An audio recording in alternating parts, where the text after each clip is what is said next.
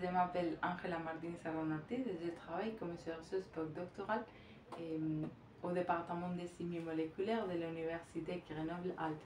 Dans mon projet de recherche qui a été financé pour vaincre la mucoviscidose et l'association Grégory Le Marchal, je vise à développer de nouvelles thérapies alternatives à antibiotiques et conventionnelles pour lutter contre l'infection par Pseudomonas aeruginosa. Pseudomonas aeruginosa est une bactérie qui colonise très souvent les poumons des patients atteints de mucoviscidose. Et ce type de patients ont une muqueuse et un ornement épais. Et la bactérie elle a ce type de facteurs de virulence qui font qu'elle peut se coller très facilement dans les poumons de patients pour commencer l'infection. Elle peut se coller même à des autres bactéries pour créer des colonies de bactéries qui s'appellent biofilms. Et ces biofilms, ce sont des infections très graves et très difficiles à guérir. Il y a même les anticorps qu'on a dans la sang qui normalement regardent que tout se passe bien. Ils ne sont même pas capables de guérir ce type de infections. Et comment est-ce qu'on essaye de guérir ce type d'infection? Et on utilise des antibiotiques conventionnels, mais si on utilise les antibiotiques très souvent et dans des doses très hautes, la bactérie elle peut devenir résistante et l'antibiotique il n'est plus efficace. Alors il faut absolument, il y a une très grande importance pour développer de nouvelles thérapies qui ont un mécanisme d'action différent à celle des antibiotiques conventionnels pour guérir ce type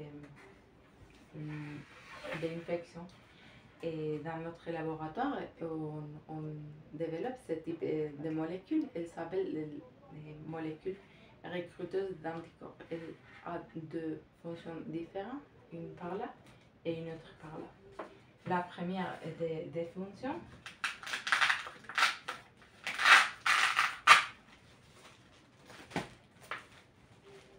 est la suivante. Avec ces parties de la molécule, on peut venir cibler spécifiquement les facteurs de virulence de la bactérie et comme ça, on peut empêcher le développement de l'infection et la bactérie elle n'est plus capable de se coller aux poumons des patients et aussi elle n'est plus capable de se coller à des autres bactéries alors elle sera un peu plus faible qu'en colonie.